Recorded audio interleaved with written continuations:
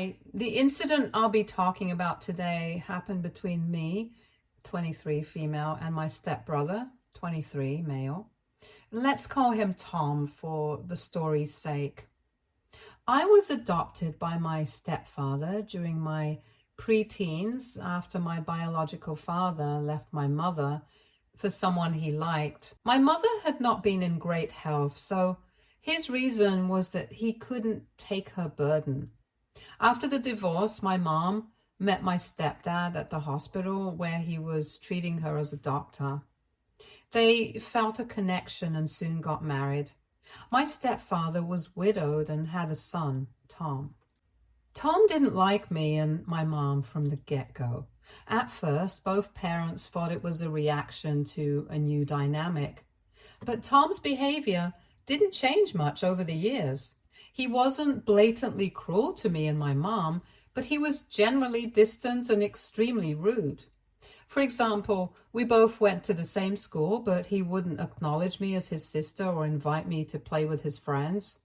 Soon after their marriage, my mother fell extremely ill, and it was revealed that she was suffering from stage 4 cancer and wouldn't live much longer. It was then that my stepdad decided to adopt me so that I would have someone to call family after my mother passed away. Even at my mother's passing, Tom didn't get involved much. Instead, he planned a vacation with his friends on the day of my mother's wake. And after his father's repeated insistence and a lot of drama, he cancelled it. My stepdad had been extremely nice to me throughout my childhood and never made me feel like an outsider, but he was so busy with his work that he was barely home. So with just Tom and me together, many silly fights happened. One thing I realized about him was that he was a spoiled brat. Tom was an above-average student, but couldn't get into a good college. I, on the other hand, was extremely meritorious and knew I would get into a great college. We both had plans to go to med school after graduation, with his motive being the money and my motive being to become like my stepdad. We rarely saw each other once we left for college, only during holidays with Dad. I had no contact with him outside our house, and it was during our biannual family gatherings that I found out about him splurging his time and money on partying with friends. But I didn't care. As soon as we finished our graduation, we both attempted the med school entrance exam. I got in on the first attempt, whereas Tom failed. From that point on, his dislike for me turned into jealousy. My stepdad was elated at my achievement and planned a short vacation for a week to Cambodia for me and Tom.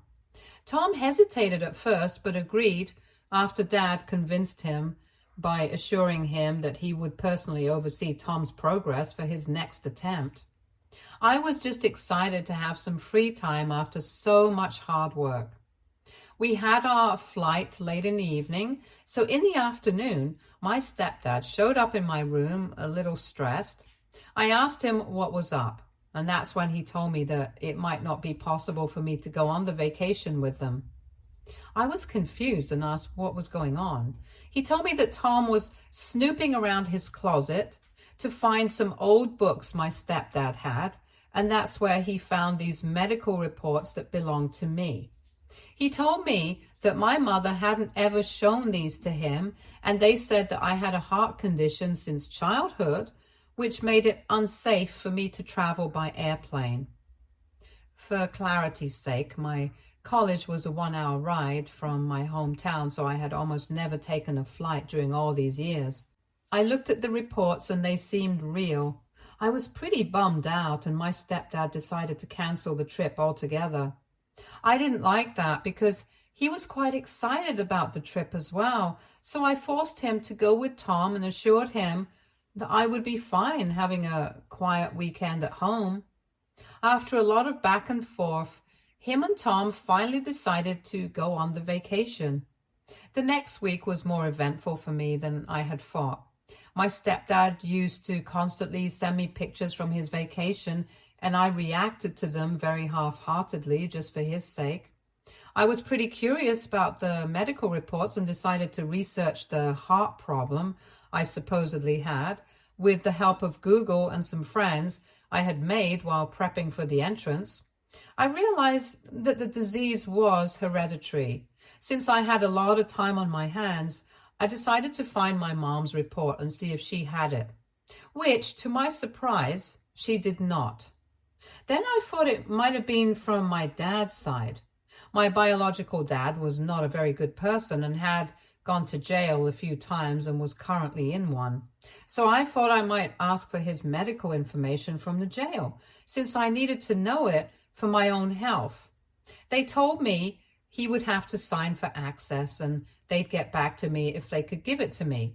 I didn't think it would happen, but 2 days later, I got a call from the station asking me to collect the medical reports since my bio dad had signed them.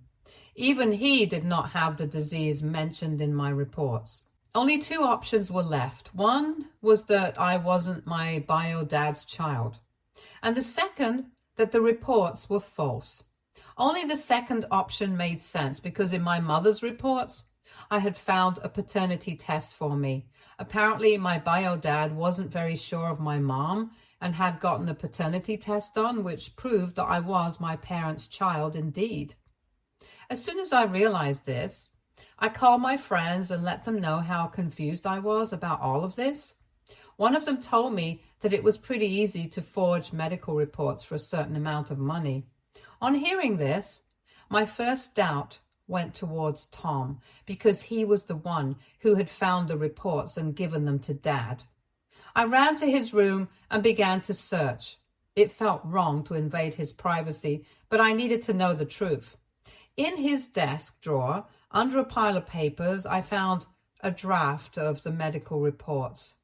There were notes in Tom's handwriting detailing how to create a convincing forgery.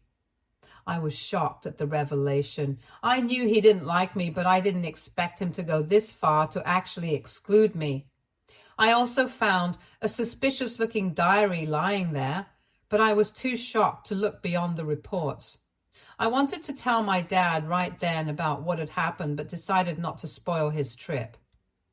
The next day, when I was finally able to gather my thoughts, I decided to go back to Tom's room and clean it up a bit. I stumbled upon that black diary again, and after a lot of consideration, I decided to open and read it. What I found was something I couldn't have imagined in my wildest dreams. The diary had daily entries of money Tom had spent during college. A lot of it went to a few people only, and their numbers were given up against their names. I gathered all the courage I had and called one of those numbers. On talking, I realized they were the numbers of some loan sharks. On getting further details under the false pretext of Tom being gone missing and me, his sister, looking for him through his contacts, I realized that these guys had lent him a lot of money he had lost in gambling. On looking further in the diary, I found one of his roommate's phone numbers and decided to call him. I asked him about Tom and he told me everything. This guy wasn't in contact with Tom for the last 3 years.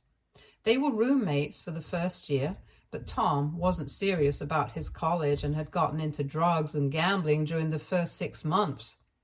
He tried to get Tom back on the right path and away from distractions, but after a point, he decided it was best to mind his own business and apply for a room change later. Since my stepdad had ample money, he had funded our education so far and used to send tuition and a little expense money whenever required. Tom had developed a gambling addiction and left college after a year, as per his roommate. He used to take money from loan sharks for gambling and would pay it back to them with a fee our father gave him. Nobody in our family, including our extended family, knew about this.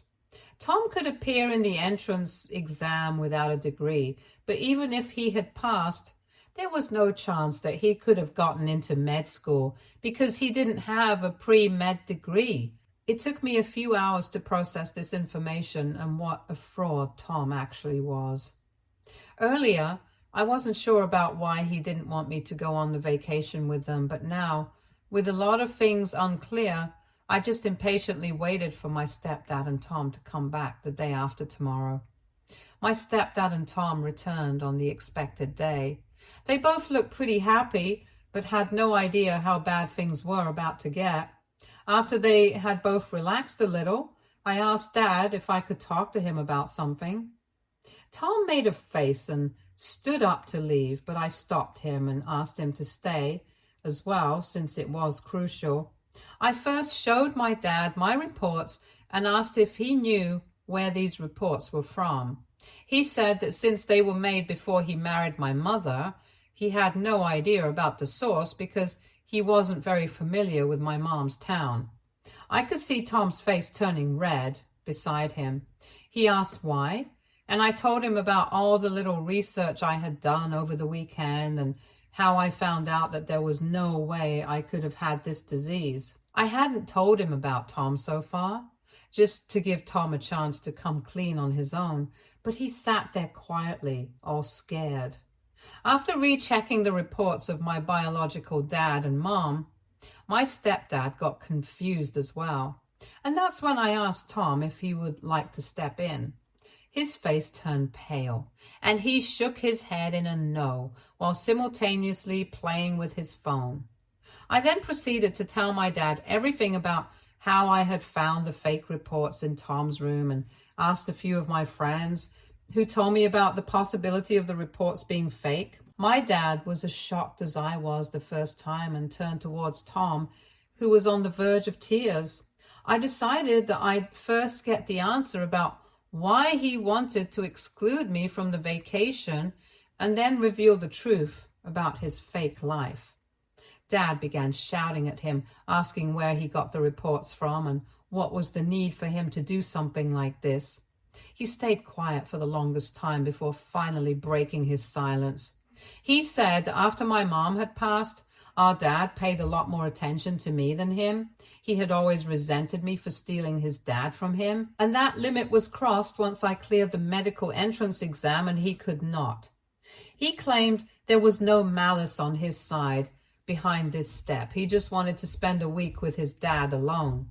He also told my stepdad that he got the reports from a college friend of his who had some connections. My stepdad was extremely pissed at him and was too angry even to look at him. He turned his face towards me and with tears in his eyes, apologized for Tom's idiotic behavior.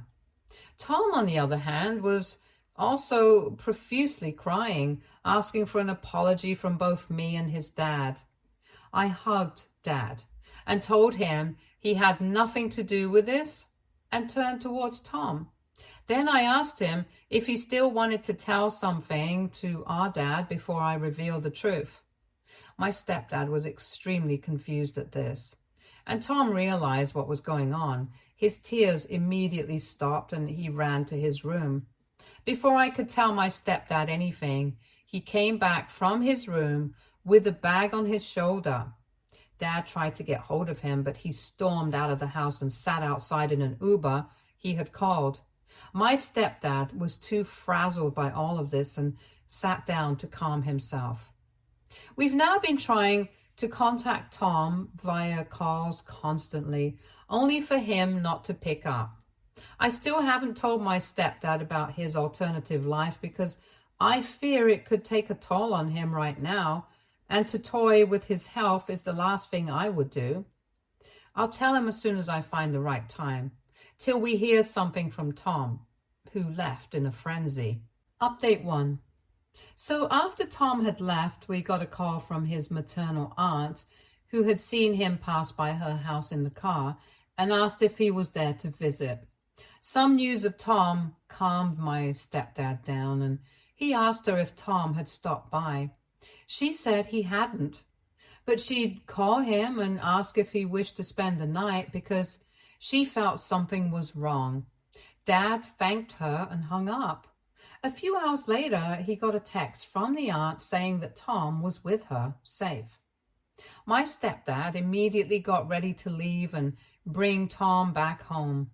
This was the right time. I asked him to wait and sit down because there was something much bigger I wished to reveal to him. I went into my room and got Tom's diary. I had sneaked it away the day I found it and kept it hidden as proof. I showed him the diary and told him everything, from Tom taking loans to him leaving college after the first year. My stepdad, on hearing this, held his head in his hands, just trying to process this. We finally decided that now wasn't the time to bring Tom back home, at least until my stepdad could make sense of Tom's fraud. Over the next 3 days, my stepdad constantly kept in touch with Tom's aunt to know about Tom's whereabouts. The aunt's behavior changed towards my stepdad after a day or two, and on asking, she revealed that Tom had told her the reason he ran away from home. My stepdad, all perplexed, asked her why she was being rude to him if that was the case. She said she obviously wouldn't want to talk to someone who is treating their son so harshly and so blatantly practicing favoritism towards their stepdaughter. My stepdad got extremely angry at this and asked Tom's aunt to shut up and told her the truth. She didn't believe it at first, but once he sent her the fake reports Tom had forged, she got quiet and said she'd talk to my stepdad later, after talking to Tom once she got back home from work. That same night, my stepdad got a call from Tom's aunt, who said that Tom had quietly left her house while she was at work and took with him a bundle of cash she had kept for emergencies in a hidden drawer. She also said he left her a letter saying that he was heading to his grandparents' house in another state and would appreciate it if his dad didn't know about him. My stepdad at this point was so frustrated with Tom and his shenanigans that he decided not to waste time finding out where Tom was. He directly called his mom and dad, who didn't pick up his calls. They both rarely use anything related to modern tech, and even the phones they have are for emergencies. So he wrote them a letter asking them to call him immediately after Tom reached them. Update 2. It has been a week since the last update and a lot has gone down. My step-grandparents do live in a not-so-far state, so the letter reached them within 2 days.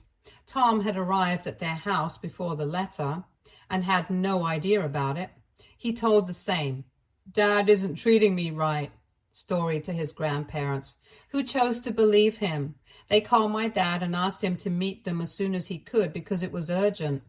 My dad took me with him and we flew out the same night.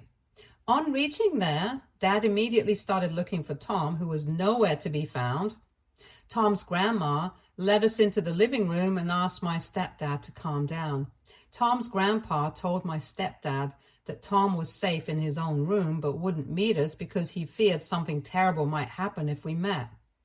My stepdad immediately told him the whole deal about Tom, how he had run away, stealing his aunt's money with proof, and how he needed to be held accountable. Grandpa told him he knew this story was a fake one because my stepdad wanted to give me everything from his will, as told to them by Tom. My stepdad tried to convince him it was fake, but Tom had gotten some fake document stating it was my dad's will, which mentioned how he planned on giving me everything. My stepdad tried to explain to his father that he never had a will, but all the efforts were futile. After a lot of fighting and not getting to see Tom, we decided to leave. Before leaving, Tom's grandma told my dad that he was going to give Tom all the inheritance that was supposed to be my stepdad's. My stepdad was shocked at this, and it looked like he got emotional at the prospect of his own family turning against him. But he felt so defeated in front of his dad that he decided to leave without a word. While leaving, we saw Tom looking down at us from his room's window with a very sorry face. My stepdad was extremely stressed over all this, and I felt bad for being the bearer of bad news. He comforted me and told me none of it was my fault and that I should be prepared to leave for med school next month. He was now done with Tom and was actually going to remove his name from his own will.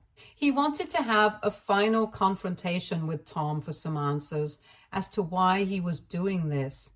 and then cut all contact with him. Update 3.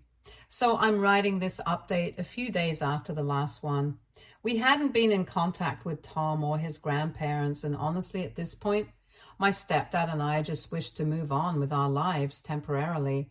I was packing for my med school, whereas Dad got busy with his work. One day, he got a missed call from his parents. Since they don't really use phones, he assumed the worst and called them back, all worried. His mom was crying on the phone and couldn't say much, so his dad took the phone and he sounded tense as well. Before my stepdad could ask, his dad told him the whole incident. Apparently, right after we left Tom's grandparents' home, he came down from his room and cried in front of them. He told them how he was never going to get anywhere with no money and that his dreams of becoming a doctor might also just shatter. This led to them feeling pity for him, and under the manipulation, they signed a check of $50,000, which is a pretty huge amount, to him, but only for emergencies. The next day, Tom was again gone with the check, and this time he left no note or anything. They tried calling him, but the phone seemed to be perpetually switched off. My stepdad asked them to calm down on the phone and decided to let everyone know about Tom so that he wouldn't be able to manipulate anyone they knew anymore. He came home early that day and wrote a Facebook post describing everything Tom had done so far, including stealing from his aunt and his old grandparents. He mentioned clearly in that post to consider this a caution to not be another one of Tom's victims. The post got a lot of impressions. He then called Tom's aunt and invited her to our home along with his parents who were flying out that night. And when they met, he asked if they had gotten any calls from Tom, which both parties denied. Then he suggested filing a case against Tom if they wished to get back their lost money, because he saw no other way to get hold of Tom. After a lot of hesitation and deliberation, they agreed. They all went to our local police station and filed a complaint of robbery and forgery against him. His grandparents apologized to my stepdad for not trusting him, and he decided to send them back and take care of the case on their behalf. They left the next day. Update 4. I know this update has been long overdue, but I got busy with college and I'm writing this update now that I'm back home for the Christmas weekend. Until I left for college, there was no update on Tom and his whereabouts. I was a bit reluctant about leaving my stepdad alone to deal with the situation on his own, but he assured me he'd contact me as soon as he felt he needed me, so I left for college. The day after I left, my stepdad got a call from a prison in another state saying it was Tom who called him. He received the call and talked to Tom. Tom started to cry immediately and began explaining why he was there. Apparently, he had run away from his grandparents' home to a city near his hometown to stay with some of his college friends and gamble in the local casino. After enduring many losses, when he ran out of money, he went on to steal from an empty house, only for the owners to see him through their home security camera and call the cops on him. Tom said he only remembered his dad's number, and that's why he was calling him to bail him out. My stepdad was appalled at his audacity and cut the call without giving him a reply. He immediately called the police and let them know that Tom was caught under a robbery charge, and asked if this could mean he could be tried for theft from his grandparents and aunt as well. The cop told him he'd check and let him know. A few hours later, my stepdad got to know that Tom was acquitted of the robbery charge because the homeowners realized it was planned by their own son and took back the case in fear of having their son go to jail. So Tom was now going to trial for manipulating and stealing money from his grandparents and his aunt. My stepdad got a chance to talk to Tom while he was getting out, and he didn't ask much, but just let Tom know that he shouldn't expect anything from him and that they would go no contact at least till the trial was on. Tom was arrested and charged with multiple counts of fraud, theft, and identity theft. The case quickly became a focal point in the small community, drawing attention not just because of the crime, but because of the betrayal from the son of the family. The trial was scheduled for 2 weeks after Tom and my stepdad's talk. Tom's grandparents weren't able to attend the first hearing, but my stepdad and Tom's aunt were present in the courtroom. The prosecution laid out a compelling case. They presented evidence of forged documents, a copy of the 50,000 transaction, and the note Tom left for his aunt claiming that he had taken the money. They painted a picture of Tom as a manipulative and deceitful individual who had taken advantage of his family's trust for personal gain, which sounds a little harsh, but was absolutely true. On the next assigned date, Tom's aunt and his grandparents testified, claiming that they trusted Tom and helped him in his hour of need, only for him to use them for money. My dad also got to give testimony, during which he cried, explaining what Tom had done with the money for his education, which was able to persuade the jury to their side. The defense argued that Tom was not a hardened criminal, but a desperate man who had made poor decisions under immense financial pressure. They presented a narrative of a man who had fallen on hard times, suggesting that his actions, while wrong, were not driven by malice, but by desperation. Tom's lawyer emphasized his lack of a criminal record, appealing to the jury for a lenient sentence. The trial lasted for several weeks with testimonies from financial experts, character witnesses, and forensic analysts.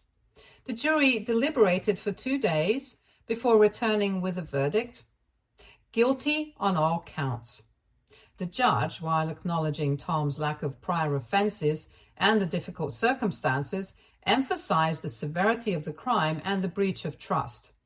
Tom was sentenced to 5 years in prison with the possibility of parole after a year for good behavior, and he was asked to pay his aunt and grandparents, which at this point could have taken years.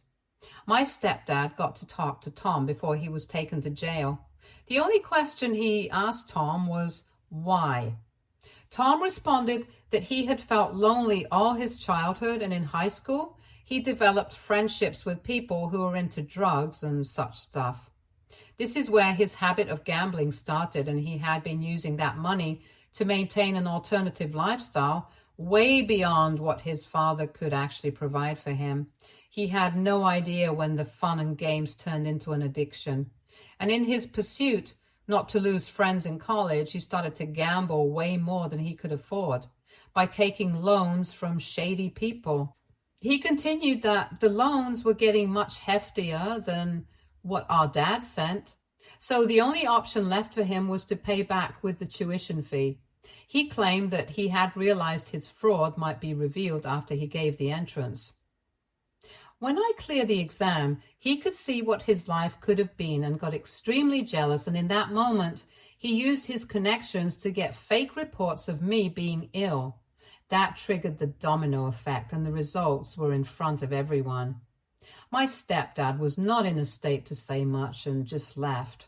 I couldn't believe all that had gone down while I was at college and consoled my stepdad, who got emotional telling the story. Update 5. This will be the final update. It has now been 6 months since Tom was sentenced.